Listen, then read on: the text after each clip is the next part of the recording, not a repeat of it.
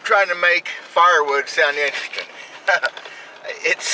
It's what we do. It's what I've done most of my life. When I was a kid, we moved to the country when I was 12 years old. Best thing ever happened to me. All we had in our house was a big wood furnace in the basement. Big house, old wood furnace. Interesting. It was a challenge. Even more so of a challenge was we had a commercial greenhouse. My parents sold flowers and plants for about 10 years. And that thing was mostly heated with longwood furnace. It was a pain. A greenhouse is made out of plastic. In the wintertime, you lined it with sheet plastic inside and you tried to keep it 55 degrees. Winter in Missouri can be pretty cold, and some of those years it was brutal cold. Some of the coldest winters I've ever had in my life. Late 70s, early 80s. And we used to do upwards of 18, 20 cord of wood a winter between a house and that greenhouse. I really never thought I'd do a video on sharpening a chain. I just never, because I'm not the best at it. I'm not as good as I used to be. I had a slight stroke in 2010. If there's such thing as a slight stroke, I had one. And it changed the way I do things. Things like this take a little bit of manual dexterity, a little skill. I'm not as good as I used to be. But it's amazing to me how many folks cannot get a chain sharp consistently, or a knife or anything else. I think it's a skill every adult ought to have. But if you're cutting firewood like I do, especially as much as I do, you better know how to sharpen one. That's all there is to it. So, I watch a lot of videos on YouTube because you never know when you learn something. I haven't learned anything about sharpening a chain. It's all about the angles, about pressure, and about not getting too much of a hurry. And but a couple things I do that I've never seen. One is I rotate the file in between strokes. I go like that, I turn it, do it again. And I'm trying to keep the file clean because it fills up with metal. The other thing you just saw I didn't even think about, I make those moves, turn it pretty much every time, and then I'm waiting to feel it clean up. Like that one right there, I can feel it's cleaning up. I'm going lighter strokes until I'm done. Generally, on a good chain, 6, 7 strokes will get it. More than that on a bad chain, of course. Now, I take this thing, I tap it on the anvil to knock crap out of it. I want to keep that thing as clean as possible. If it starts filling up with metal, you're not going to get as good a job of sharpening. Now, I've tried guides, and I do use a guide from time to time. Actually, I've got one in my truck because it's so much easier if I have to sharpen a chain out in the woods. Well, it helps me a little bit having one of those guides. Other than that, I don't really care for them unless I'm having a bad day, and that's a stroke thing. Some days are just better than others.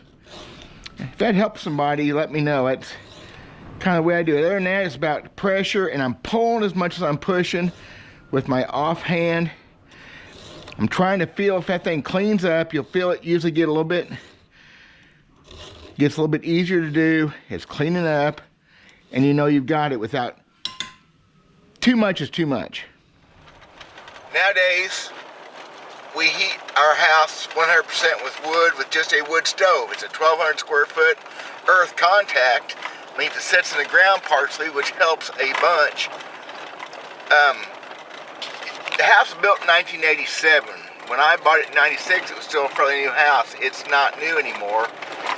The central air and heat system is not as good as it used to be, and truthfully, I haven't had the propane lit up in over 2 years. I used to check it once in a while, make sure it still works, but it's such an old system, I kind of give up. We rely on that wood. We had a power outage a few years ago, lasted 4 days, big ice and snowstorm. We were comfortable because not only does wood heat a house, you can also cook over it. You can boil water. A lot of things. And if you have a fire out here in the middle of the woods and bad things happen, you're not near as uncomfortable as some folks.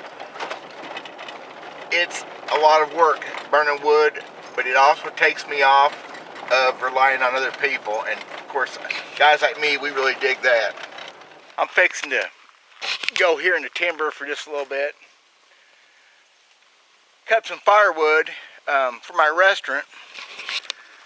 I generally cut firewood about once a week for it because there's no need to cut very much ahead of time. I've been liberated of firewood up there before, having too much good wood sitting there, and I don't mind doing it as I go. It's only an hour or so will give me enough wood. I already have some up there. It ain't gonna be a big deal. And I thought I'd just go in here and maybe share what I'm doing with you. I'm not cutting standing timber. There's a lot of dead stuff, a lot of stuff laying around, half dead. There's all kinds of, I mean, there's a dead tree right there. There's dead ones laying. There's all kinds of wood I can utilize. We cut live trees once in a while, but mostly I'm cutting up junk because I can burn anything I want in my restaurant.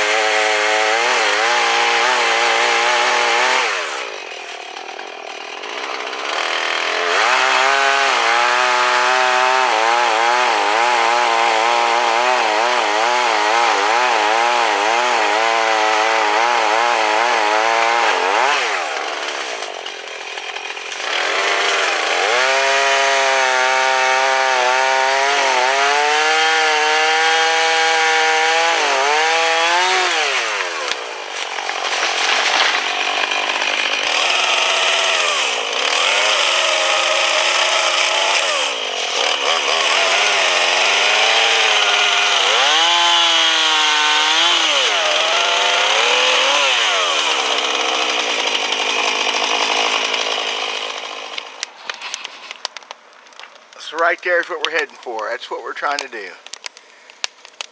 A good fire started towards the evening in my restaurant. It can be tricky. This is an old, of course, outside forced air system. It means the fan just pushes the hot air in the room. No thermostat. I monitor it all and keep it under control by how I do the doors, how much fire I get going, what kind of wood I burn. Kind of old school, but it works.